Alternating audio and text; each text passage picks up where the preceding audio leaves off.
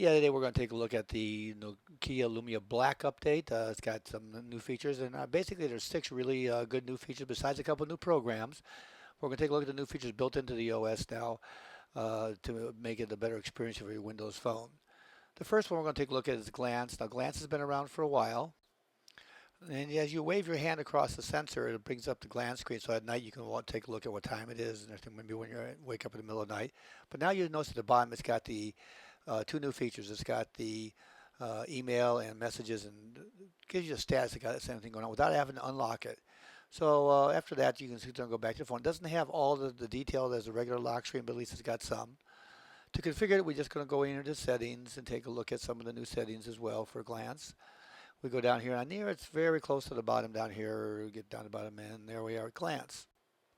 So if we go into Glance, you see what the options are here, to set the color and a few other things. But before we do that, I'm going to go back up to cover the lock screen real quick, because what you have set up on your lock screen depends upon what shows up in Glance. So if we go to lock screen, just as a little visit here, this is how you set up which applications show up, and so you can just sit there and say, oh, I want these other applications to show up.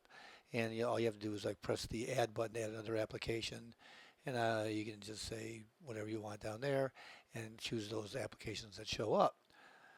So that being said, we're going to go back over here back to Glance again, and you come down here and you say peek, and that's what I use, is that you hover your hand over your phone so you can see your Glance screen.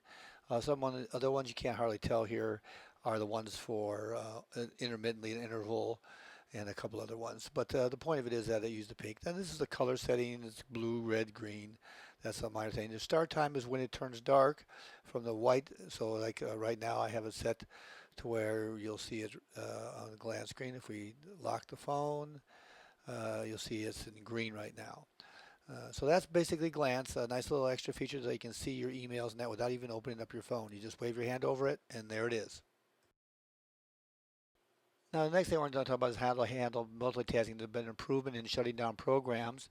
If you didn't know it before, if you're on your phone and you have multiple programs running, you can actually see them all by holding down the arrow key, and you'll see that a screen pops up that lets you choose them. So we're going to load up a couple of programs here. We're going to go into the Bing Finance here, and we'll go into the news, Bing News, load up something else down here, the weather. Things you might be in and out of every day, taking a look at. You never bother to shut down the program. So it's out there in the background. Let's take a couple more. Oh, there's Flickster. That's my favorite movie program. I'll have that running as well. See, one more. Yeah, we'll do an application, Photar. So we have an application running. This is a photo editor. So in order to see all these running, we hold down that arrow key, and there you are. I'm going to go back to the home so that the home shows up as well. But now you can scroll back and forth, and you see that we have titles at the bottom of each one of them. There's Bing, weather, and all that. But you notice there's an X box at the top. There's a little X. You used to have to back out of a program in order to close it.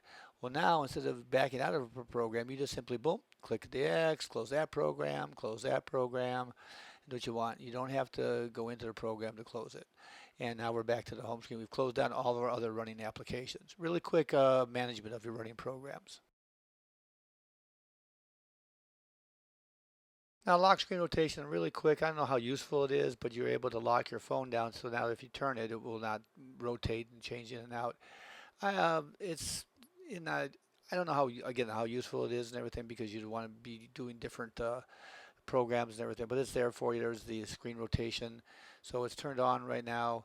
You can lock it down. Maybe if you're doing a horizontal display for somebody and you want to do that before a presentation or something, you want to keep it that way. You can set it right here.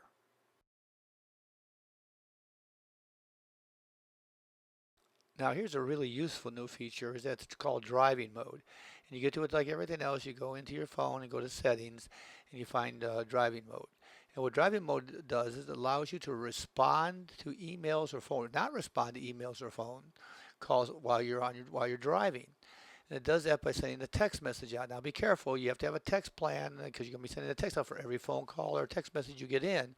But right now I have it turned off, but you can sit there and say I can ignore calls or I can ignore text. And if I say text replies, you can't see it in the box down here, but it generates a reply that says, hey, I'm driving now. Basically, I'll get back to you as soon as I get off of it. Or you can customize it to your own text message you want to send everybody on their phone or on their uh, messaging service and everything. So it's a really handy way to make sure that you're not distracted while driving. Again, you can also say add device. You sit there and say, okay, here's the car kit. That's the one where my Bluetooth is enabled to. So as soon as it connects up with that Bluetooth, it turns driving mode on and allows me to do that. You can also at the bottom down here, you can pin it to your start screen. So if we punch that and come down here, and you can manually control it down here. Or you can add that to your move around your start screen to a more an easier to use place. But driving mode, really handy feature to keep you safe. Well, I saved the best for last. We're going to go to a new function in the menu, and it's a separate menu. It's not in settings. It's simply right here. It says App Folder. If you click on that, you'll see you will go into the App Folder screen where you can create new folders. So if we click on App Folder, and it says you haven't created any, so of course we're going to press on plus, and it has the thing. But I'm going to type in games, because I have a lot of test games that I have set up on my start screen or loaded to my phone that I want to add to this folder. So I'm going to say OK, and I hit the check mark, and it brings up a list of all the games that are installed or all the software that's installed. And you simply scroll down here of all the different things you have installed and choose which ones you want to go in the folder. So go to crossword puzzle. Let's see, it take a while here because I have a few. Keep going down here. Keep going down. And imagine you can do this for like all the photo stuff, or all the driving stuff. You can create folders for them.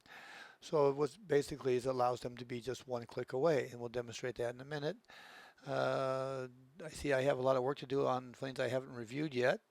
Ones I've loaded up and this basically forgot about. But if we get down here, there's another one there. A few more puzzle touch, those two there. Keep going down, and those there, a couple more. The reason I'm loading all these up is that there's a reason for it. You'll see shortly here when you see the end result folder. A good old Temple Run, and we get down near the bottom. One of my favorite games, Wordament, and we're going to say, and of course, a couple of zombie games, and say check, OK. Now, it's created this folder called Games, and here's a list of all the programs. So I say pin it to the Start menu. Now watch what happens. You get a tile with all these games. Now, of course, in this tile, you can do different things, shrink it. But I'm going to expand it and have a very nice tile showing some of the games that are in that folder. What happens when I touch it? Boom! I get a list of the games. I can jump to that list. I can choose a game to play, and I'm done. App folder is a very powerful way to redo your entire start screen. And I'm going to get on it right now after this video, and I hope you do too. And don't forget to subscribe to Old Guy Geek. Have over 150 Windows, Windows 8, and Windows Phone 8 videos, and adding more every day.